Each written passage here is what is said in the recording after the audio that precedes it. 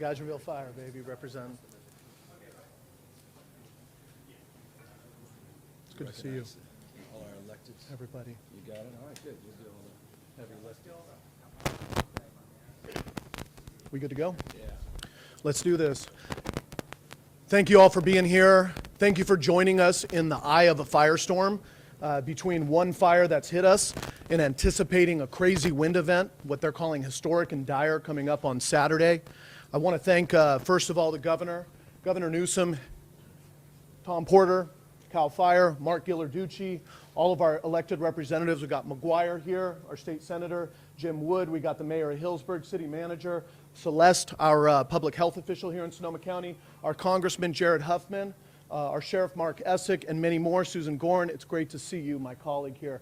This is the team that's deploying, and I want to first of all thank the state because they have sent the Armada. We have a fleet out there right now going after the fire, the Kincade Fire, in a way that it needs to be done in the next 2 to 3 days to prepare for another wind event, which is really making us bristle a little bit. But at the same time, we have had the partnership and the resources deployed. And I've had a lot of people who have told me out of all the incidences they've seen, they have not seen this kind of force come in and this kind of coordination. So having gone through this 2 years ago and you coming out with us, it's a crazy time to say, here we are again, but we are more prepared than ever. You can tell by the sense on the ground and the individuals, there's not that same frenzy that was there before, but at the same time, this is going to test us. So we're in a situation right now. Thank you for being here and taking a lead on an issue that none of us decide to be leaders on, but we have to embrace and go with. So I'm going to pass it on over to the governor, and thank you all so much. Thank you, Supervisor. And thanks for all your leadership. And let me thank the elected officials assembled behind me. But more importantly, let me thank the men and women out on the front lines that are keeping you safe and doing heroic work. Not only those that wear the badge of your local jurisdiction and the state, Cal Fire, but folks that are providing mutual aid from all throughout the state of California and from outside of the state of California. I was just down in Southern California, a new fire sparking in San Diego. We are monitoring 2 fires in Los Angeles County and 2 fires here in Northern California, though the Muir fire seems to be substantially under control. The biggest concern, obviously, in the northern part of the state is Kincade. And while we are enjoying a moment of respite away from the wind events, as the supervisor said, we're expecting those winds to whip back up on Saturday evening into Sunday, potentially dissipating, we hope, on Monday. And so the expectation of these now commonly referred to PSPS, the de-energization, is likely to occur at scale again into the weekend, despite the fact that now we're down to about 6,700 customers that are currently de-energized in the PG&E territories. So this is multifaceted. We are a nation state, so we are conducting ourselves all across this state by allocating appropriate resources, and as the supervisor said, we've never had more resources in this space than we do today. We'll be bringing in 747 into the area for exclusive use in the state of California. You'll see that aircraft in the very near future, meaning in the next number of hours. We've got our DC-10s up there. We've got other suppression equipment in the air. Those that often don't see that suppression in the air should just know this. There's a reason. It's not because we're neglecting. It's because of conditions that are not appropriate for those aircraft. Not only the issues of suppression in the air related to wind conditions or literally clarity issues, inversion in that layer where you need to get low, and if you can't actually get low, there's no point in bringing those aircrafts up. But that does not deny the work that's being done underneath, the hand crews that are out there, the bulldozers that are out there, and the lines that are being drawn in and around the fire to contain it. We have the best and the brightest in this business. And that's not a governor saying that. I'm not paid to say that. It's not because I think that. It's because I know that, because I've had the experience. You've had the experience here in the North Bay. I've seen it firsthand.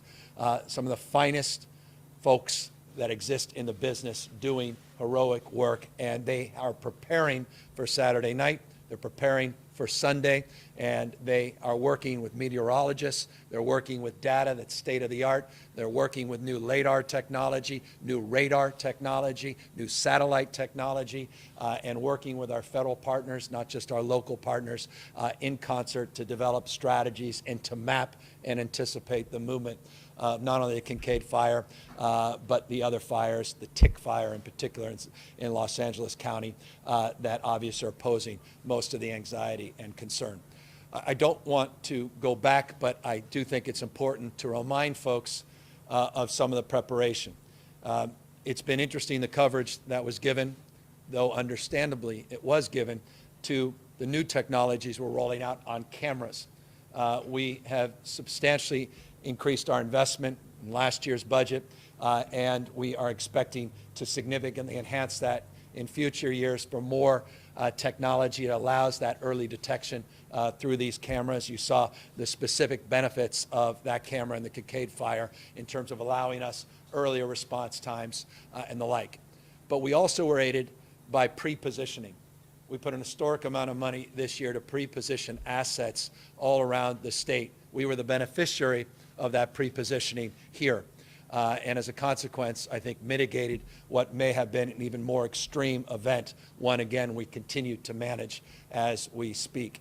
And that is complementary to those assets that include new Black Hawk helicopters, $109 million in the budget for procurement of those helicopters, new C-130s, 7 of them that we have procured that are now being rolled into the fleet. It will take some time to implement the inclusion of that entire fleet, but those assets are now underway. Those investments have been made. Historic vegetation management investments, proactive efforts to address the vulnerabilities of 200 communities in this state through some forest management and vegetation management techniques that required me to declare an emergency before an emergency, and that work is being complemented by the National Guard.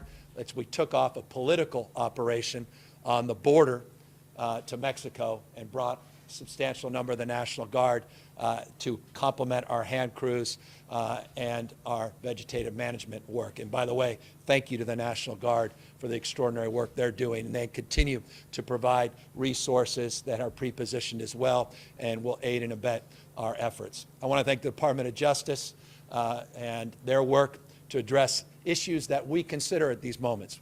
Price gouging, people that take advantage of vulnerable communities, people that make runs on groceries and gas. We want to make sure that they're safe, people are being respectful, people aren't panicking, but also that people aren't taking advantage of this situation. We are working with California Chamber, and we are working with our business agency, referred to as GoBiz, to make sure that people are aware that people are still open for business in this community, that we want to continue to see commerce. We want to continue to see tourism as is appropriate in certain areas, and we are mapping that out and promoting the same. We are working double time to address the issue of health and safety. Our Department of Health and Human Services, working with the counties, working with the cities to make sure the most vulnerable are reached out to, wellness visits, efforts at the local level, working with the hospitals to make sure people are appropriately taken care of. This remains a vexing issue and a top priority for all of us. Accordingly, we are working to provide resources for those that have had business interruption and those individuals that have lost their homes. I just visited a number of structures that were destroyed, a familiar sight to all of us, devastating sight to those impacted, lives literally torn asunder.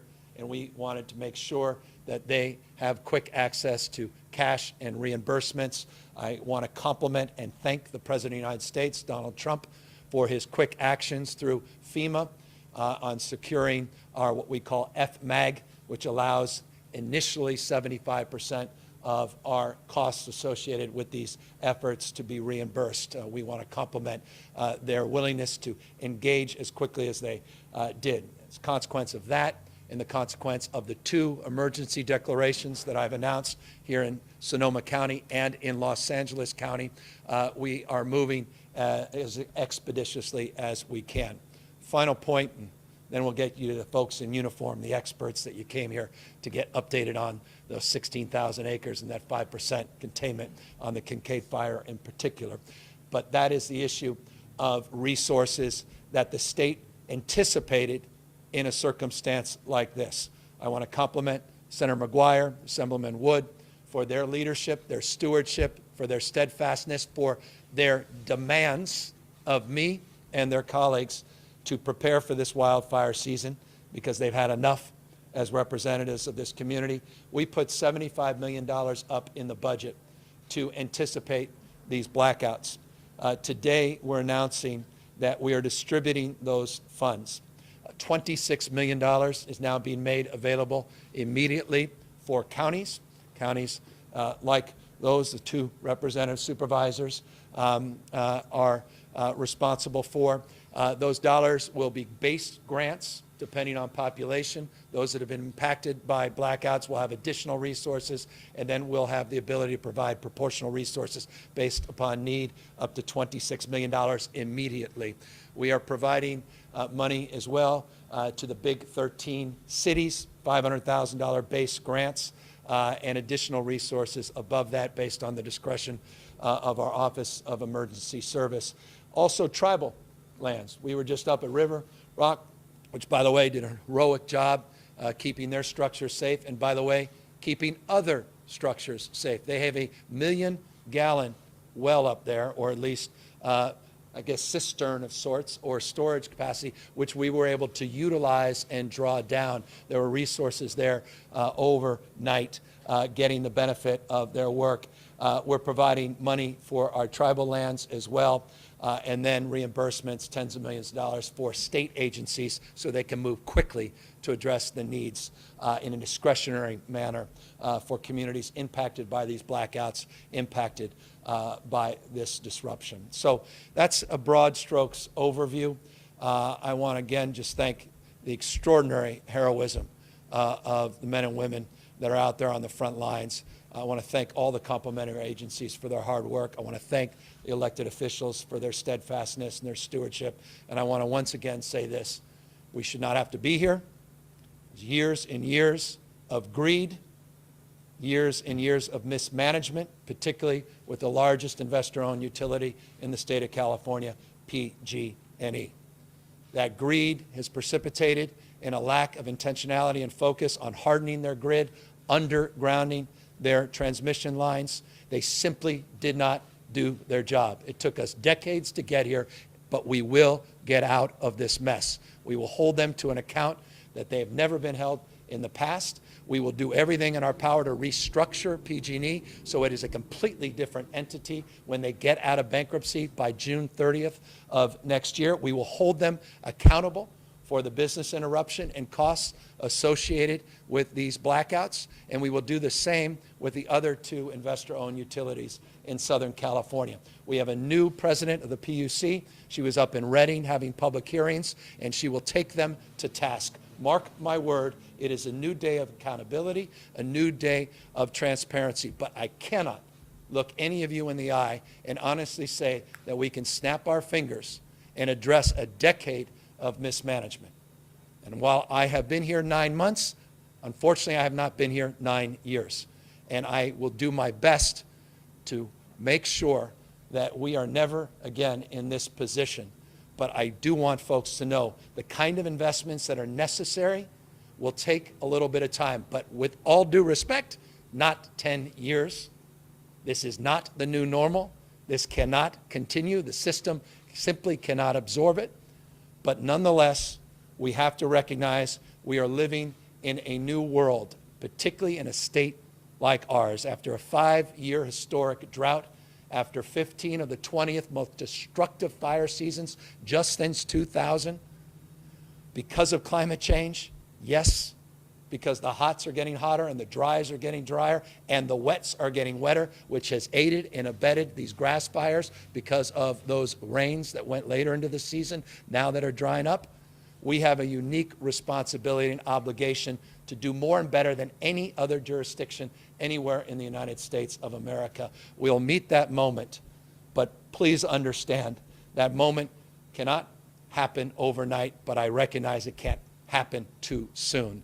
And we are resolved, and we are collectively rowing in the same direction.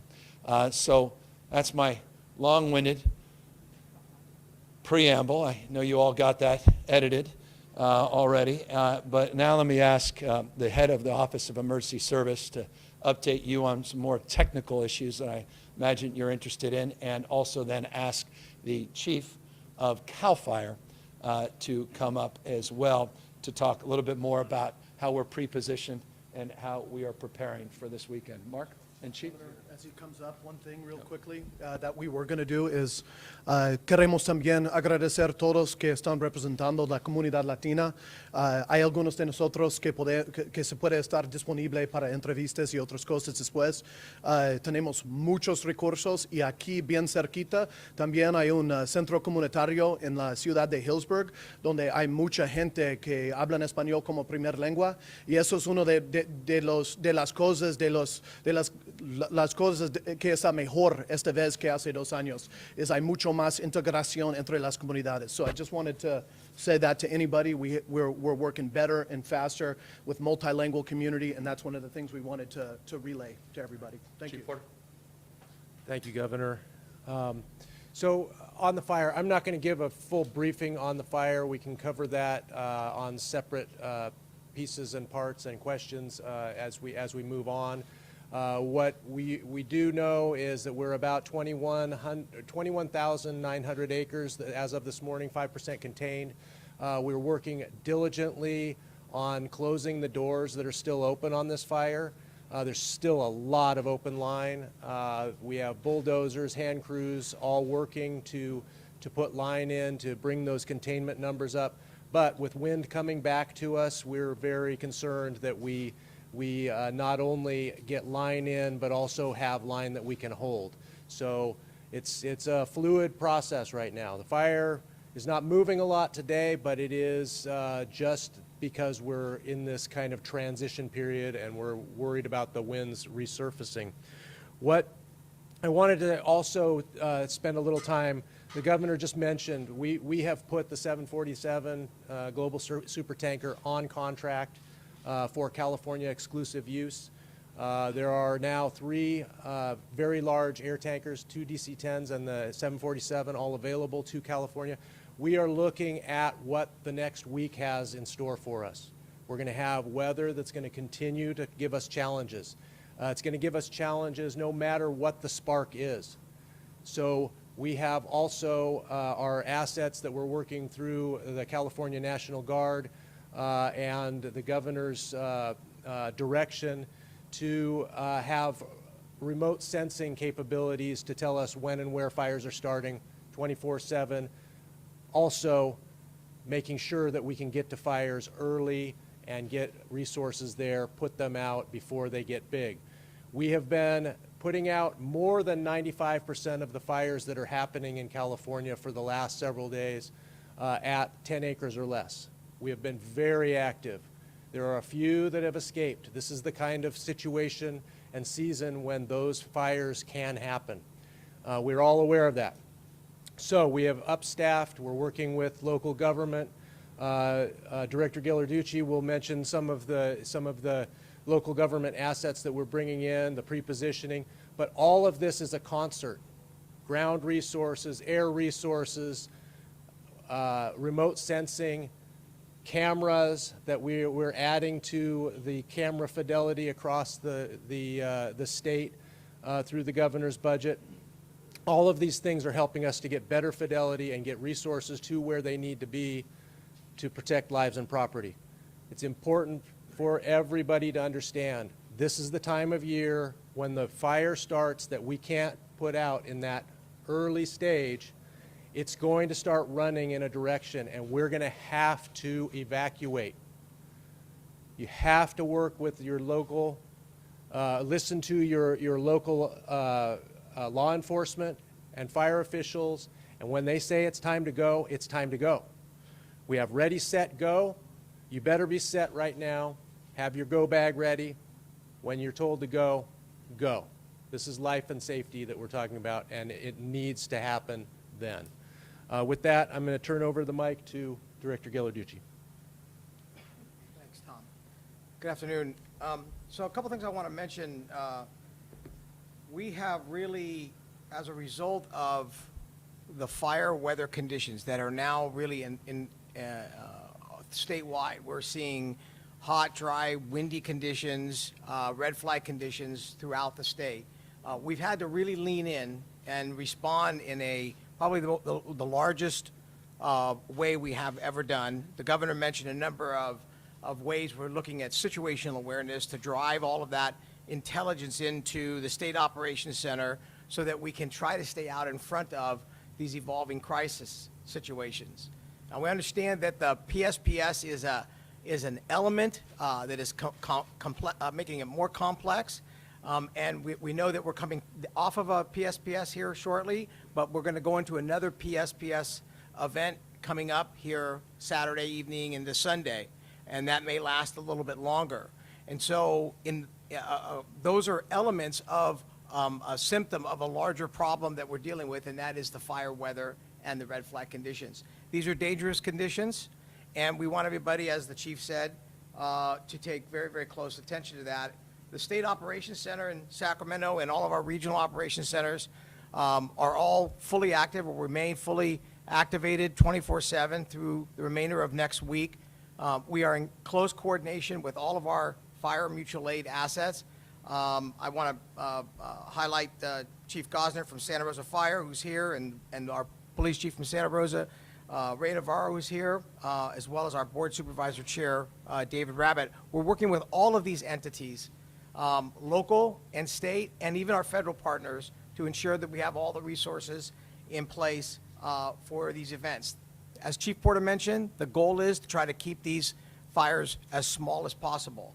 Part of that, the governor mentioned, was a allotment of funds in a new program to pre-position fire assets that are from local government and from state OES. And we have those. We have pre-positioned those assets. They're specialized strike teams or task forces here within Sonoma County, as well as in Marin County and in Napa County, and in Alameda County, so that these strike teams of engines can be immediately deployed to new starts. They're an augmentation of the existing forces that are on the ground. And I really want to give a shout out to our state fire and rescue mutual aid system, our local fire agencies that participate in that state program and are augmenting.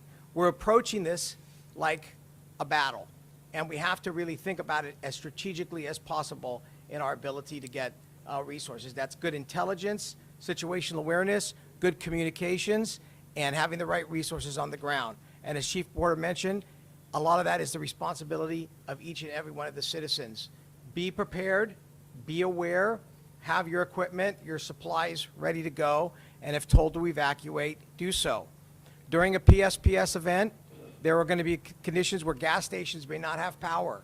You should be thinking about that now, having your cars fueled up and ready to go. You should have a family plan, a communications plan, power for your devices, very important. Understand that there is extensive law enforcement capabilities within the county, as well as through our mutual aid system. We have also tasked the California Highway Patrol to upstaff personnel for security throughout the power outage area. And we don't want you to make runs or get into conflicts at gas stations or at food stores. Think through that now and plan accordingly to be prepared for when these events happen. This is really sort of an unprecedented place that we are in as a state. But as the governor said, we will get past it and we will get through it together in an effort to be able to be better as we move out through the other side of this. Okay, who am I going to now? Okay. Well, why don't we avail ourselves to any questions, and you can have at any of us.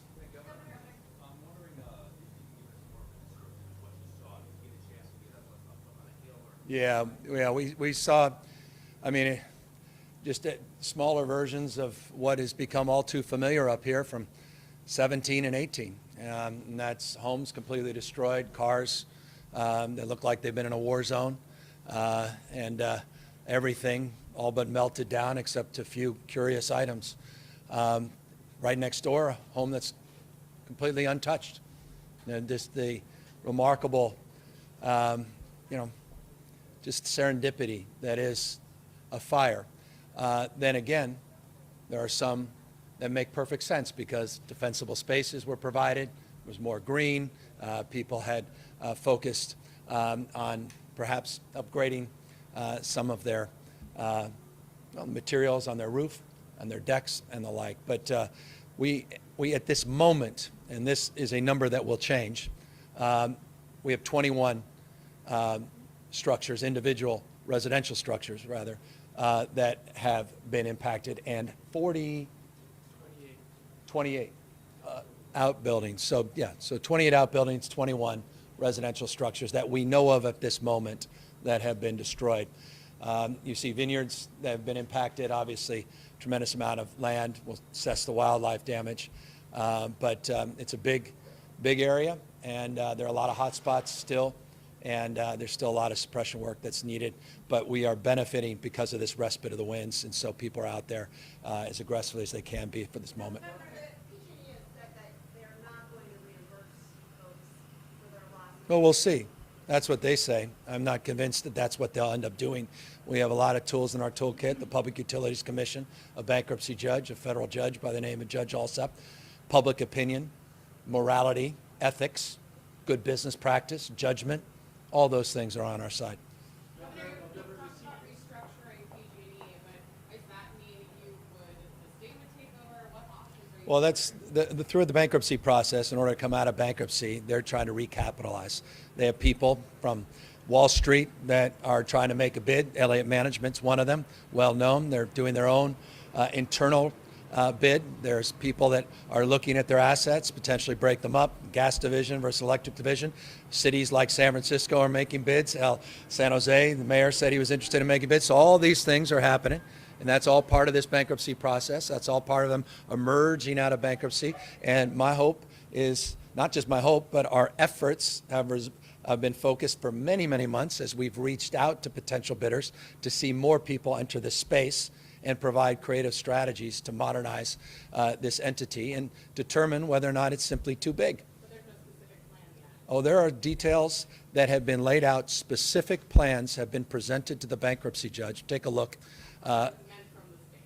The state is not making a bid to purchase PG&E. If that's the question, that is not currently on our agenda. That being said, I said currently on the agenda. Governor, Thanks. as part of your tour, was there any discussion about PG&E, potentially one of the transmission lines maybe be responsible for PG&E? Well, I'd lie if I said there wasn't a discussion. There was a discussion, but I would also be errant if I said that discussion was conclusive, meaning that determination and investigation was complete. It is neither determined nor is that investigation complete.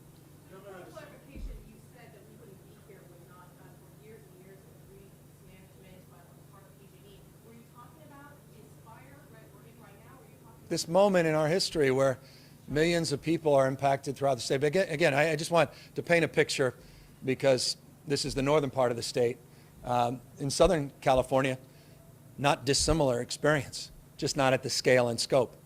Edison is turning off the power. San Diego is turning off the power. San Diego's been doing it since 2007. Interestingly, the new San Diego fire is now occurred in and around where that 2007 fire occurred, where a lot of lessons were learned. I grant San Diego Gas and Electric this.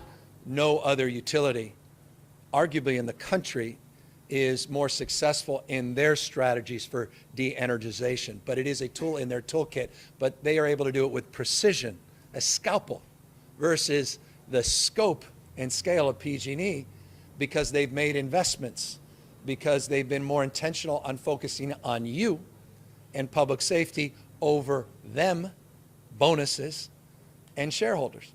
And that's the fundamental contrast between the way they operate and the way Pacific Gas and Electric has operated over the last few decades.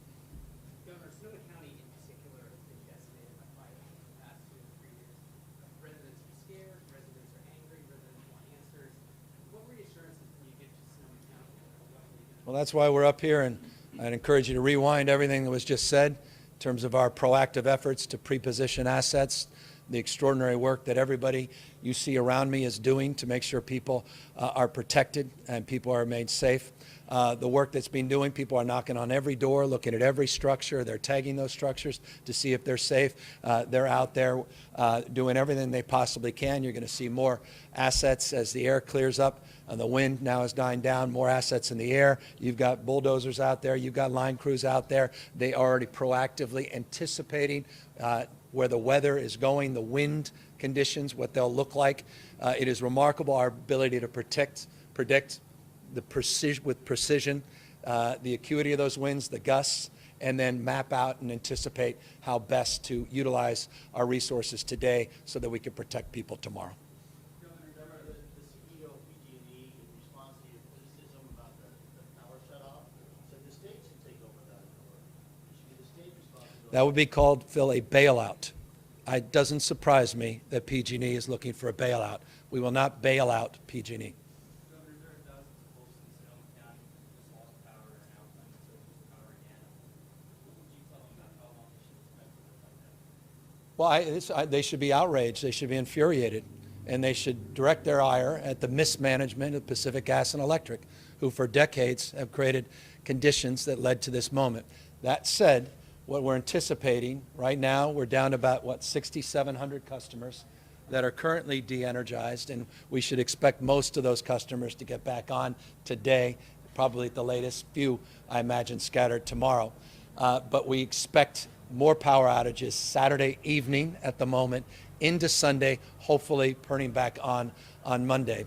And we are doing everything in our power to mitigate the scale and scope of that and to make sure that they turn back the power on as quickly as they can. Let me, on that subject, make a point that's important to make. When the determination to turn back on power is made, you can't do it unless you investigate the lines to make sure that they're safe.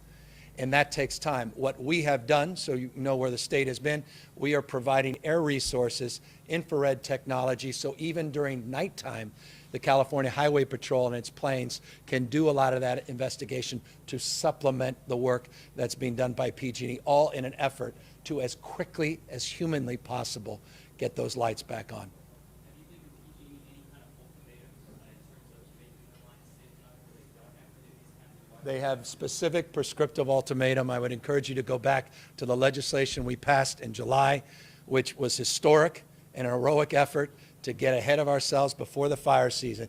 In that legislation are specific, measurable roles and responsibilities that we all will play, the state, Public Utilities Commission, the IOUs, the city and counties with support from the state, but more importantly, the utilities themselves that have a $5 billion obligation to invest in public safety, hardening, undergrounding, vegetative management, et cetera, including technology that allows them more precision to de-energize without having to turn off a switch where the entire house goes out, but one room at a time.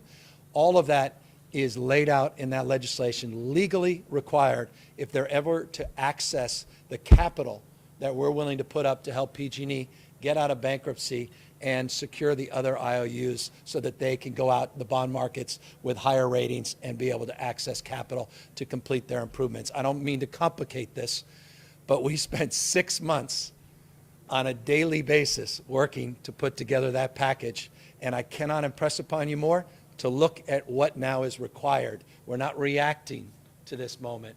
We specifically laid out a framework and a direct pathway for them to get back to solvency and get back into the business of being a good business. Anybody else? Could you or the team talk a little bit more about the complications you're facing fighting the fire when you don't have power, how that makes it work? I'll leave that to the expert. Thank you, Governor, and thank you for the question. So, fighting the fire with power shutoff, it doesn't change a lot of the firefight itself. Communication flow, and particularly communication flow with the public, is where the bulk of the challenge is. Sonoma has worked diligently to better inform the public through early morning systems. And so some of that is happening here Some of that still needs to be built out and brought to bear in other parts of the state. But in general, the actual act of firefighting is not a difficult process with the power out. We usually are fighting fire with the power out because fires take out the power as well. There is something that's important to know, though. We have critical infrastructure for firefighting that when there's no power makes it difficult to do. For instance, retardant plants at air bases. They require power to churn and mix the retardant, pump it into the airplanes that drop the retardant. The important thing here is that we know this. We put generators in place, we're ready to go. So we flip the generator on, we mix the retardant, we pump the retardant. Doesn't matter if the base is out of power. So these are things that the state has leaned forward. We've been working with the utilities, understanding that this was going to happen potentially over the last 8 or 10 months, and knowing that there are places where we're going to have to do those kind of things. We have, and that is how we're getting around some of the power-related issues. Hey, Chief, I had a question. I was talking to a couple firefighters the other day who mentioned they were having some difficulty accessing water because there are a lot of private water sources as opposed to in a municipality they can tap into. Can you speak to that? And that is a typical issue when we're talking about wildland fire. Wildland fire is different than municipal fire, and we have had fires running into municipal areas. It's part of the reason we need to get people out of the way, because we're not just fighting a fire in a structure that might spread to another structure. We're talking about a conflagration that's coming into a town. People need to be out of the way. We can't ensure that we're going to be able to save every one of those structures. We're going to try, but we can't ensure. Number one is people, lives, and property. Second. Then, so the water source is something that we often deal with, and it's not something new to us. There are certain systems that require power to remain charged and keep the tanks full that then enter the system. And we are adept at working through that. Doesn't change the fact that there could be a group of firefighters that are trying to find water during an event, and they may not be able to do that or may not be able to find sufficient water. But that is something that we deal with regularly, and we adapt and overcome. Last question. Can I take advantage of this question being posed to the sheriff proactively? Because, Sheriff, we want to anticipate Saturday night, Yes. Sunday, and what we should expect from a public safety perspective and how you guys are doing heroic work. Thank you. My name is Mark Essick. I'm the Sheriff of Sonoma County. So some of the things that we've taken proactive steps on to deal with power outages is kind of going back to the older style. We've equipped all of our patrol cars with the high-low siren. So we are able to get out into neighborhoods, knock on doors, and do evacuations without having to have technology, without having to have power. So that's the most basic step we've taken. We've really leaned into that. Currently, we have over 50 deputies in the Geyserville area and the hills east of Geyserville. They are there right now to help people evacuate. They're there to answer questions, be there for them, provide direction, and when the time comes, to use those high-low sirens to evacuate people.